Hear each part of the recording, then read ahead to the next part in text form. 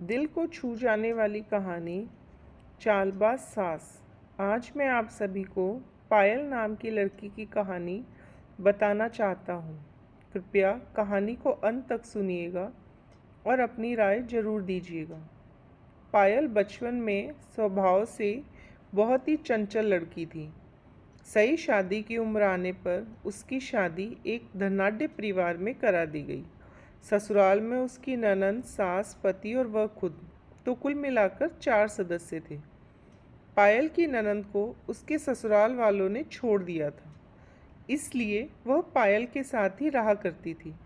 शादी से पहले पायल की सास ननंद ने उसके भावी जीवन को लेकर उसे बहुत ही अच्छी तस्वीर दिखाई थी, लेकिन शादी करके जाने पर सारी असलियत सामने आई।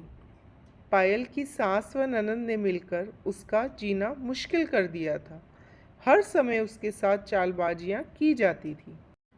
पायल के पति रवि के सामने उसे बेटा बेटा कहकर बुलाती थी, लेकिन रवि के ऑफिस जाते ही उसके साथ बहू वाला नहीं, नौकरों वाला व्यवहार किया जाता था।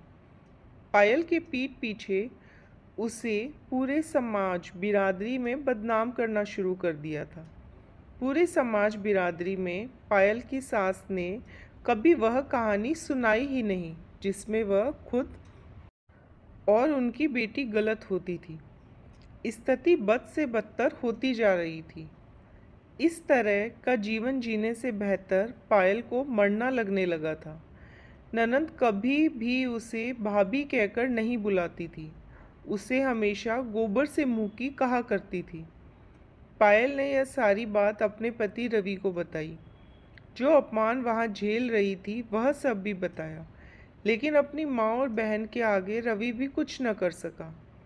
हाँ, रवि ने अपनी माँ से और बहन से बात करना जरूर बंद कर दिया। कमाल है, शादी से पहले जिस लड़की के रूप, रंग, पढ़ाई लिखाई की तारीफें हुआ करती थी, शादी के बाद वही लड़की गोबर से मुंह की, गंवार, नासमझ बन जाती है। पायल की ननंद का स्वभाव बहुत बुरा था। ससुराल में उसने अपना घर तो बसाया नहीं, बल्कि यहाँ आकर पायल का घर भी उजाड़ने में लग गई। अंततः पायल ने अलग होने का फैसला लिया।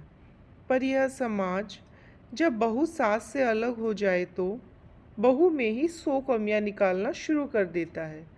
यही पायल के साथ भी हुआ। पर पायल इस समाज से यही पूछना चाहती है कि क्या घुट घुट के बढ़ने के लिए ही कोई लड़की इतने अरमान सजाकर ससुराल में आती है?